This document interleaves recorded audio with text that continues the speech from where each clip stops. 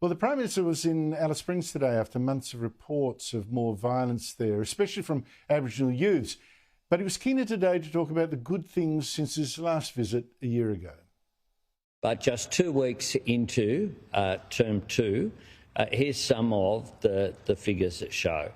At Breitling Primary School down the road, 40 kids achieved 100% attendance in term 1. One class had 96% attendance for 6 weeks straight. That makes an enormous difference. Well, that's nice, but Albanese did have to acknowledge and do something about the mayhem and promise another $14 million for more police just for Alice Springs, plus $8 million to improve schools. Joining me is Liberal Senator Kerrynne Liddle. Kerrynne Liddle, thank you so much for joining me. The Prime Minister's visit to Alice Springs, good that he went. $14 million extra for police, $8 million for schools. What did you make of it? Well, it's about time he visited because he can hear the fury that I've been hearing from people living in communities where alcohol restrictions have been lifted, former CDC communities, but in obviously Central Australia, we've got a situation there where, just over 12 months ago, this government actually allowed the legislation to lapse that actually restricted the access to alcohol and then waited around for consultation before it actually took action, despite the fact locals were telling them they must act quicker.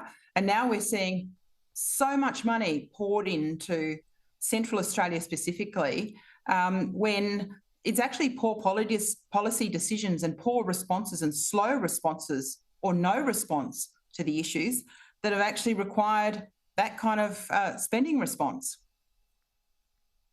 Yeah, it's interesting, isn't it? There's a lot of really graphic video come out of Alice Springs the last couple of years that's put it in the headlines, and I don't doubt that there's a real problem in Alice Springs, but it's not just Alice Springs. You were recently in Ceduna, South Australia, not far from where I once lived. There's trouble there too. You mentioned CDC's cashless debit card. The government scrapped them. These are cards that stop people on welfare from using the dole to pay for alcohol. What can you report from Ceduna? Well, I think it's extraordinary that the Minister Rishworth comes out and says, well, there's no evidence that the card actually worked, and yet some 30 plus business owners and locals wrote letters saying this is ridiculous. Australians should not have to live like that. Locals were saying that. People from communities were saying that. There is plenty of evidence that the card actually did have an impact. But you know what's happening? There is so much more money being poured in. There was another 17 million that Minister Rishworth announced last week, pouring money into a problem that they actually helped create. We have to be asking what's being done with the money that's being spent in these areas. Well, I don't quite get it. I mean, really, I think people have got to look more to ending welfare ghettos out bush where there's never going to be real work and helping more kids transition to jobs where there are jobs, like in big towns and cities. But that's just, I think we're a long way from that. Domestic violence. Look, Kerrynne, I know you've paid particular attention to this. You've been busy with this one. Another terrible day, 2 more deaths. One, the stabbing of a 10-year-old, allegedly by a 7-year-old sister. Another, a young woman, body found dead. Really, it's just dreadful. The Prime Minister is holding a National Cabinet meeting tomorrow to discuss what to do. He did today say one big problem was that Indigenous women were 7 times more likely to be killed in domestic violence. What needs doing? Well, I think the first thing the Prime Minister should do to hold a mirror up to himself.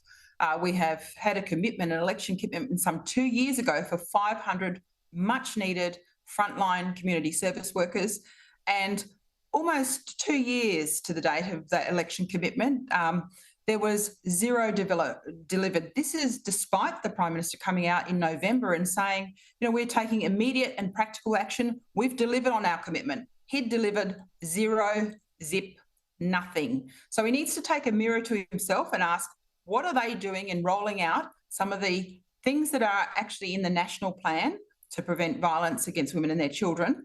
What are they actually doing to put pressure on the states and territories to deliver on their part of the commitment?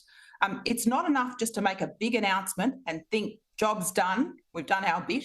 It's actually about following through with taxpayers' money and asking those tough questions, not just of the states and territories, but of themselves. Have we deployed the money effectively? Have we deployed it in a timely manner? Because when you talk to the sector, what they're talking about right now, and I've been right around the country doing roundtables for quite some time, talking to the sector, and they say what's happening is the intensity of violence is definitely increasing.